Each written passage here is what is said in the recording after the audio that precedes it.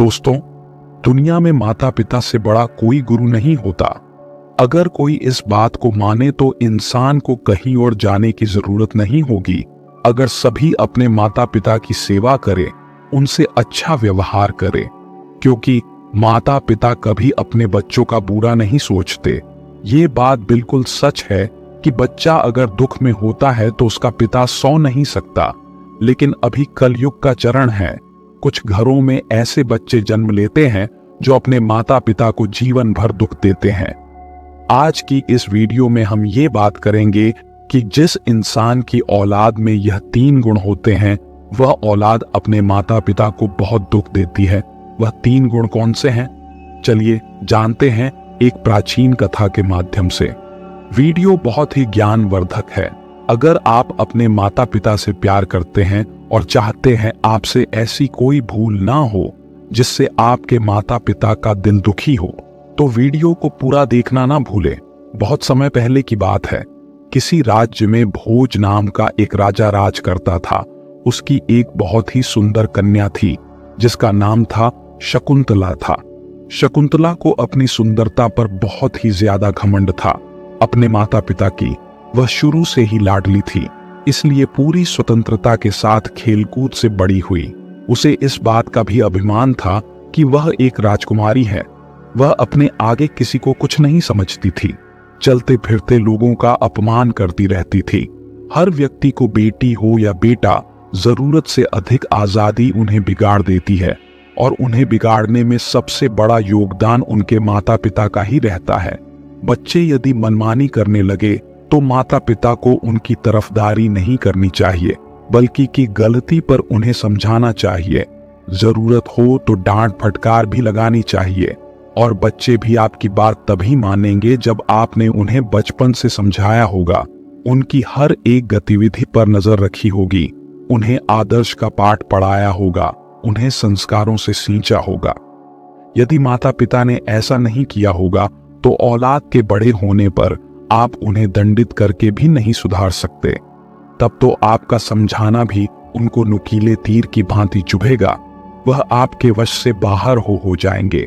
राजा भोज की कन्या जब जवान हो गई और विवाह के योग्य हो गई तो उसके लिए शादी के रिश्ते आने लगे। लेकिन जो भी रिश्ता आता तो शकुंतला अपने दुष्ट स्वभाव के चलते उसे वापस लौटा देती थी।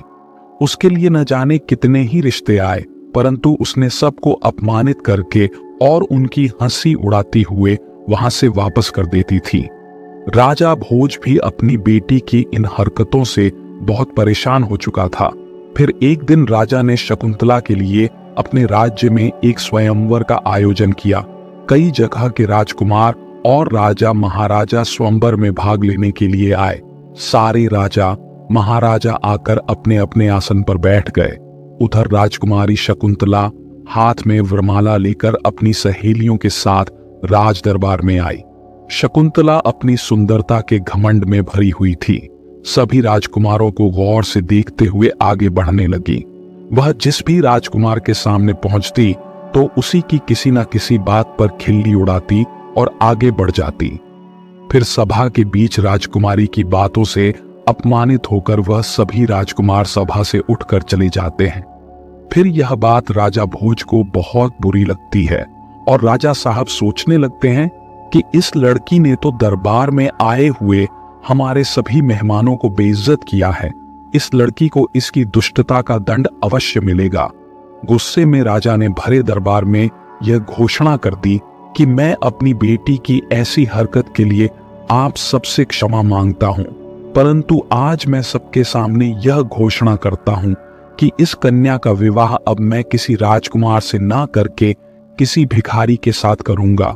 रोज भीख मांग कर ही अपना पेट पालता हो और उसके साथ रहकर यह भी भीख मांग कर ही खाएगी तो इसे अपनी करनी पर पछतावा होगा। राजा की ऐसी घोषणा सुनकर दरबार में बैठे सभी मंत्रीगणों ने राजा की बहुत प्रशंसा की। सभी कहने लगे कि राजा साहब ऐसी असभ्य और असंस्कारीच के साथ ऐसा ही होना चाहिए। इतना कहकर वह सभी मंत्रीगण राजा के दरबार से चले गए। तभी वहां से एक गाना गुनगुनाता हुआ भिखारी गुजर रहा था। भिखारी की आवाज सुनकर राजा ने अपने नौकर को भेजकर उस भिखारी को अपने दरबार में बुला लिया। उस भिखारी की बहुत ही दयनीय दशा थी। मैले कुचले और फटे पुराने वस्त्र पहने हुए था। उसके हाथ में एक लकड़ी का डंडा था और लंबी सी दाढ़ी थी।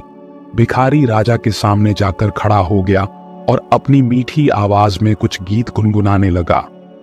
भिखारी की मीठी आवाज सुनकर राजा बहुत प्रसन्न हुआ। प्रसन्न होकर राजा ने भिखारी से कहा, मैं तुम्हें इनाम के रूप में मेरी बेटी को सौंप रहा हूं। आज से यह तुम्हारी पत्नी है। तुम इसे अपने साथ ले जाओ और जैसा भी रूखा सूखा मिले तुम स्वयं खाना और इसको भी खिलाना। अपने पिताजी का ऐसा कठोर निर्णय सुनकर शकुंतला बहुत दुखी हुई कि उसके पिताजी ने यह क्या कर डाला। पहले तो उसने भिखारी के साथ जाने से साफ मना कर दिया, परंतु अपने पिताजी का आदेश था, इसलिए उसे विवश होकर भिखारी के साथ जाना पड़ा। राजा भोज ने कहा, बेटी, तुमने किसी राजघराने में जाने का अधिकार पूरी तरह से खो दिया है। अब यह भिखारी ही तुम्हारा पति है। इसी के साथ में तुम्हें अपना जीवन बिताना होगा। अगर तुमने इसे धोखा दिया या इसका साथ छोड़ा तो तुम्हें मृत्युदंड भी दिया जा सकता है। शकुंतला का विवाह उस भिखारी से करने के बाद उसे अपने घर से विदा कर दिया। शकुंतला रोती बिलखती भिखारी के साथ चली गई। भिखारी उसे लेकर खुशी खुशी एक जंगल में लेकर चला गया। उस जंगल में उसकी एक अत्यंत सुंदर कुटिया थी। उस कुटिया के पास ही उस भिखारी ने एक आम का पेड़ लगाया था। उस पेड़ पर बहुत सारे आम के फल लगे हुए थे। नजदीक ही एक बहुत बड़ा और हरा भरा खेत था। शकुंतला ने उस भिखारी से पूछा कि यह खेत किसका है? तो भिखारी ने जवाब दिया कि राजकुमारी, मैंने ऐसा सुना है कि यह खेत उसी दाढ़ी वाले राजकुमार का है जिसे तुमने अपने स्वयंवर में दाढ़ी वाला बक कहकर अपमानित किया था। हे राजकुमारी, आपका दुर्भाग्य देखिए।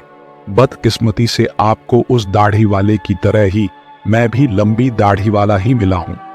अगर तुम उस दाढ़ी वाले से विवाह कर लेती तो आज इस खेत की तुम स्वयं मालकिन होती, परंतु अब पछताने से कोई फायदा नहीं है। अब तो तुम्हें मुझ जैसे भिखारी के साथ ही जिंदगी भर रहना है। फिर कुछ दूर आगे चलने पर राजकुमारी शकुंतला को सुंदर फल फूलों से लदा हुआ एक बाग दिखाई देता है। शकुंतला ने कहा, कुछ देर इस बाग में ठहरकर विश्राम कर लेते हैं। यह बाग किसका है? भिखारी ने उत्तर दिया कि राजकुमारी, यह बाग उस राजकुमार का है जिसे तुमने दाढ़ी वाला बकरा कहा था, जिसका तुमने अपमान किया था। इसलिए अति शीघ्र विश्राम करके यहां से निकल चलो, वरना उस दाढ़ी वाले राजकुमार को पता चल गया तो वह हमें अपमानित करके भगा देगा। सोचो, अगर तुम उससे विवाह कर लेती तो यह बाग भी तुम्हारा होता और मुझ भिखारी के साथ में नहीं आना पड़ता, परंतु तुम्हारा घमंड ही तुम्हें यहां ले आया। इस प्रकार वह बातें करते हुए दोनों आगे को बढ़ते चले गए। कुछ दूर आगे जाने पर वह एक सुंदर नगर में पहुंचे। ऐसा लग रहा था जैसे वह नगर किसी राजा की राजधानी हो। शकुंतला ने पूछा, यह नगर किस राजा का है? भिखारी ने उत्तर दिया, राजकुमारी, यह नगर मेरी नजर से तो उसी दाढ़ी वाले राजकुमार का है जिसे तुमने भरी सभा में बेइज्जत किया था।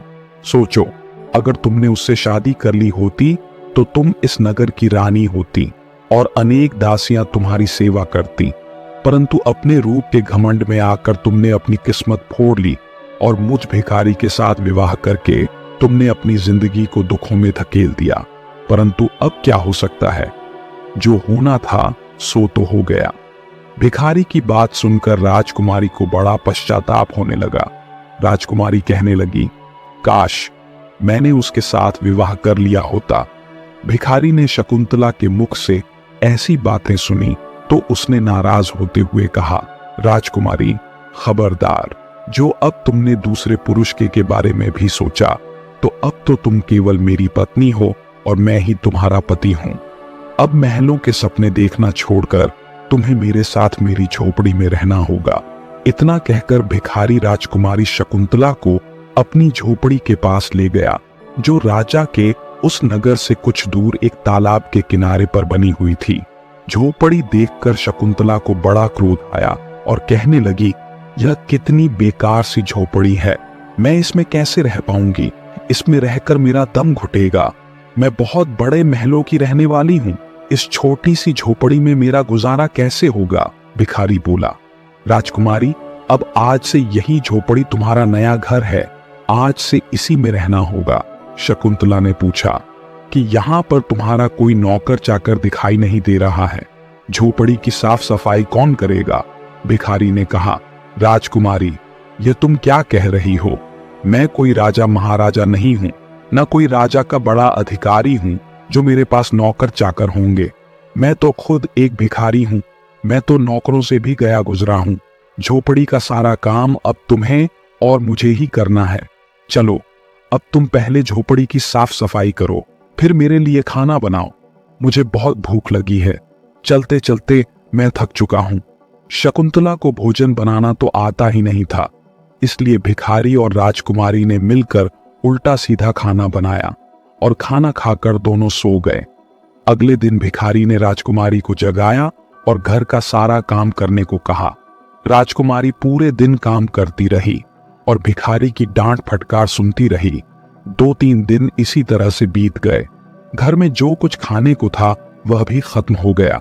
भिखारी बोला, राजकुमारी, अब खाने को तो कुछ बचा भी नहीं। जो कुछ मैंने मांग कर रखा था वह सब खत्म हो चुका है।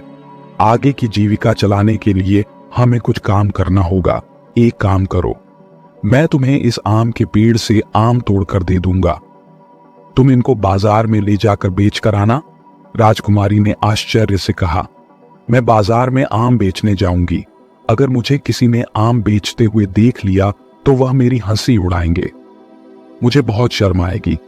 भिखारी बोला, काहे की शर्म? अब तो तुम रानी नहीं हो, तुम एक भिखारी की पत्नी हो। शर्म तो तुम्हें तब आती जब तुम उस दाढ़ी वाले की पत्नी होती और वह तुम्हें बाजार में आम बेचने को कहता। अब अगर शर्म ही आती है तो फिर भूखे मरो। मजबूर होकर राजकुमारी बाजार में आम बेचने के लिए चली गई और एक सड़क के किनारे आम रखकर बैठ गई और दिन भर आम बेचती रही। धीरे धीरे उसके आम खूब बिकने लगे। फिर एक दिन की बात है, जब राजकुमारी सड़क पर बैठी आम बेच रही थी, तभी वहां पर एक राजा का सैनिक आता है और वह लात मारकर उसके सारे आम इधर उधर फैला देता है और कहता है, खबरदार, जो रास्ता रोककर आम बेचे तो उसके सारे आम फूट गए, उसका बहुत नुकसान हो गया था। राजकुमारी को बड़ा दुख हुआ। उसने सारी बात झोपड़ी में आकर भिखारी को बताई कि आज एक राजा के सैनिक ने उसके सारे आम लात मारकर फोड़ डाले।